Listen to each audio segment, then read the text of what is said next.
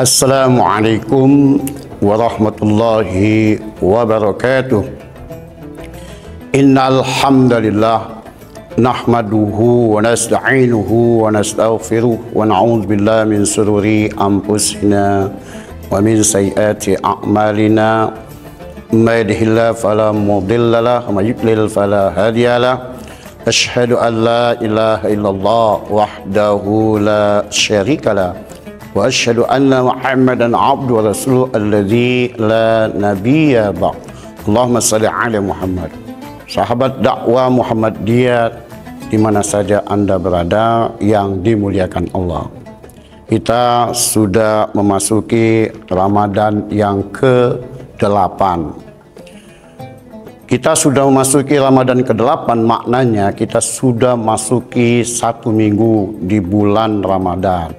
Artinya di awal Ramadan ini kita terus berpacu untuk meningkatkan ketakwaan kita kepada Allah. Salah satu yang paling besar peristiwa yang terjadi pada bulan Ramadan adalah turunnya Al-Quran.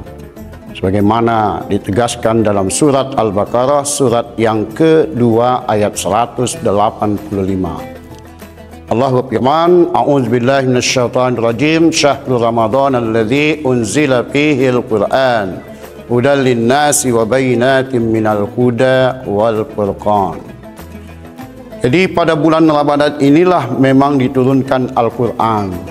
Apa tujuan Al-Quran diturunkan? Sebagai huda, sebagai petunjuk, sebagai bimbingan kepada manusia. Artinya Al-Quran itu bukan saja kepada kaum muslimin, tetapi juga kepada seluruh manusia untuk membedakan yang hak dengan yang batil. Dengan adanya Al-Quran, manusia bisa membedakan mana jalan yang lurus, mana jalan yang bengkok, mana yang hak, mana yang batil, sehingga pada akhirnya akan mewujudkan satu kehidupan yang bahagia di dunia maupun di alam akhirat. Sahabat dakwah yang dirahmati Allah, kita telah memasuki bulan Ramadan ini. Mestinya Al-Quran itu menjadi teman sejati kita, karena Rasulullah SAW selalu memberikan satu tausiahnya bahwa pada bulan Ramadan mestinya Al-Quran itu terus dibaca. Tidak saja dibaca, bahkan dihafal, dihayati, dan yang paling penting adalah diamalkan. Salah satu kata yang diungkapkan dalam Al-Quran untuk istilah membaca ada 3. Pertama, istilahnya qara'a, yang kedua rattala, yang ketiga dabbara, yang keempat tilawah. Nah, 4 hal ini konteksnya berbeda-beda. Qara'a artinya membaca secara umum. Kita membaca kitab, tulisan, termasuk kitab suci. Ya, bahasa secara umum itu menggunakan istilah qara'a dalam bahasa Arab. Al-Quran juga menggunakan itu. Itu terdapat dalam surat Iqra bismi rabbikal ladzi khalaq, surat Al-Alaq ayat pertama. Bacalah dengan nama Tuhanmu, Iqra bismi rabbikal ladzi khalaq, yang menciptakan kamu. Artinya yang menciptakan manusia adalah Allah. Maka orientasi kita dalam membaca itu adalah orientasi kepada Allah. Itu qara'a. Yang kedua adalah istilah rattala. Kata rattala itu sendiri berasal dari rattala yurattilu tartila. Maknanya kalau kita lihat secara baik adalah rattala itu membaca secara kaidah. Maknanya kalau kita membaca sesuatu harus sesuai dengan kaedahnya. Kaedah bahasa itu yang digunakannya. Misalnya Al-Quran. Karena Al-Quran itu kalam Allah, maka kaedahnya harus memenuhi standar bacaan ilmu tajwid. Maka oleh karenanya orang dikatakan bisa membaca secara rattala, artinya sesuai dengan kaedah ilmu tajwid. Itu bisa dilihat dalam surat Al-Muzammil surat ke-73 ayat 4. Warattilil Qur'ana tartila. Bacalah Al-Qur'an secara tartil. Secara tartil artinya secara kaidah, secara perlahan-lahan dan sesuai juga dengan aturan yang digunakannya. Yang ketiga adalah tadabbara. Dabbara yudabbiru tadabburan. Artinya menghayati, merenungkan. Sehingga dalam Quran, dalam surat An-Nisa, surat yang keempat ayat 82, Allah menegaskan, yatadabbarunal Quran walau kana min 'indi ghairillah lawajadu fihi ikhtilafan katsira. Allah menegaskan, maka apakah mereka tidak memperhatikan Al-Quran? Kalau kiranya Al-Quran itu bukan dari sisi Allah, tentulah mereka mendapat pertentangan yang banyak di dalamnya. Kita berani mengatakan dari zaman klasik sampai zaman modern tidak ada satu kitab suci yang demikian bisa diuji, baik secara ilmu science and technology atau ilmu gramatika apapun, bahwa Al-Quran memang bisa diuji segala zaman. Tidak ada satu kata pun yang salah atau tidak memiliki makna. Dan bisa dihafal, bisa dibaca dan dihafal oleh seluruh manusia. Dan boleh dikatakan sampai kini tidak ada satupun manusia yang mampu menghafal kitab sucinya selain Al-Quran.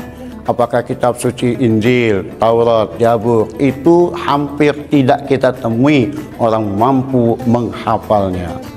Sahabat dakwah Muhammadiyah di mana saja Anda berada. Maka yang ketiga disebut dengan tilawah. Asal katanya tala yatslu tilawah, artinya membaca sekaligus mengamalkannya.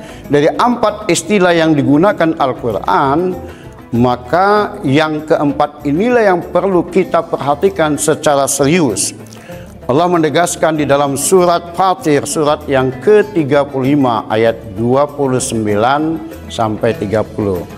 Allah menyatakan, innal ladzina yatluna kitaballah wa aqamus shalah wa anfaqu mimma razaqnahum sirran wa alaniyah yarjuna tijaratan lan tabur liyuwaffiyahum ujurahum wa yazidahum min fadli. Ini terdapat dalam surat Fatir, surat yang ke-35 ayat 29 sampai 30.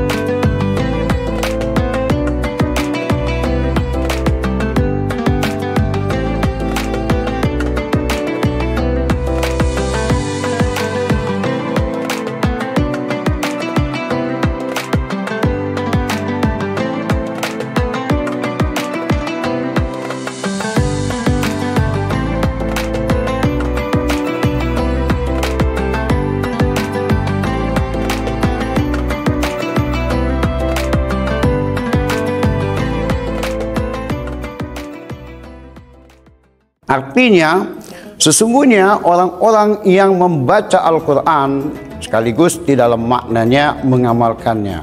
Apa yang diamalkan di awal adalah membaca Al-Quran, itu yang pertama tentu. Yang kedua, wa aqamus shalah, mendirikan sholat. Yang ketiga, wa anfaqu mimma razaqnahum sirran wa alaniyah, yaitu menginfakkan sebagian harta yang diberikan Allah kepadanya, baik secara diam-diam maupun terang-terangan. Kalau ketiga hal ini terintegrasi menyatu, membaca Al-Quran, mengamalkannya dengan mendirikan sholat, itu hablum minallah, dan menginfakkan sebagian harta yang diberikan Allah kepada dia, itu hablum minan nas. Kalau tiga ini terintegrasi menyatu dalam pengamalannya oleh seorang muslim, maka di dalam ayat itu dikatakan dia mengharap satu perniagaan yang tidak pernah merugi. Karena ini hamba yang menyatakan, tentu pakai bahasa mengharap. Kalau Allah menyatakan dengan tegas, kalau 3 hal tadi dilaksanakan, Allah menyatakan pasti kamu atau hambaku tidak akan merugi dalam perdagangannya. Jadi perdagangan yang paling bagus itu adalah perdagangan dengan Allah. Tidak akan pernah merugi dalam kehidupannya. Bukan hanya itu, bahkan Allah memberikan satu motivasi lagi, liwaffiyahum ujurahum, dalam ayat yang ke-30. Allah menyempurnakan balasannya. Dalam bahasa zaman now, zaman kekinian, ada dia memberiannya secara cash, tidak kredit, tidak angsuran, tapi cash, yaitu disempurnakannya balasannya. Yang ketiga, bahkan wa yazidahum min fadli, dikasih lagi karunia-Nya sebagai tambahannya. Artinya, kalau bahasa sekarang pakai zaman modern sekarang atau zaman manajemen di perusahaan disebut dengan bonus. Nah, ada 3 hal. Satu, keistimewaan kalau kita mengamalkan Quran secara integrasi, membacanya, mengamalkannya, yakni diwakili oleh sholat, infak. Nah, 3 hal ini kalau dilakukan, kita akan mendapat satu perniagaan yang tidak akan pernah merugi. Satu. Yang kedua, disempurnakannya balasannya, artinya dikasih cash semua ya pahala yang dijanjikan Allah. Yang ketiga, dikasih lagi bonus. Nah, 3 inilah yang perlu diperhatikan pada bulan Ramadan. Mestinya kita rajin membaca Quran sekaligus mengamalkannya. Nah, di ujung ayat Allah menyatakan innahu ghafurun syakur. Artinya Allah itu maha pengampun lagi maha mensyukuri. Artinya maknanya kalau dalam mengamalkan 3 integrasi pengamalan Al-Quran tadi ada kesalahan, Allah maha mengampuni. Dan kenapa Allah mengatakan maha berterima kasih? Karena Allah berterima kasih kepada hambanya yang mau mengamalkan semua kalamnya. Itulah yang paling penting dalam kehidupan kita di bulan Ramadan. Selanjutnya di dalam hadis, Rasul menyatakan dengan tegas bahwa khairukum man ta'allama al-Quran wa 'allama, rawahul Bukhari wa Muslim. Sebaik-baik kamu itu adalah yang belajar dan mengajarkan Al-Quran. Ini hadis riwayat Al-Bukhari dan juga diriwayatkan oleh Muslim. Maknanya, kalau kita belajar Al-Quran itu termasuk orang yang sebaik-baiknya di dalam kehidupan ini. Juga mengamalkannya dengan mengajarkannya kepada orang lain. Ini hadis betul-betul sangat sahih. Sehingga kalau ini diamalkan, kita betul-betul bukan saja dikasih 3 keistimewaan, ditambah lagi kita menjadi orang yang terbaik dalam kehidupan ini. Semoga kita berinteraksi dengan Al-Quran sebaik mungkin, sesuai dengan kaidah, sesuai dengan SOP, sesuai dengan kaidah yang diinginkan oleh Allah dan Rasulnya. Demikian, semoga ada manfaatnya. Nasrum minallah wa fathun qarib wa basyiril mu'minin. Fasdabiqul khairat. Billahi taufiq. Assalamualaikum warahmatullahi wabarakatuh.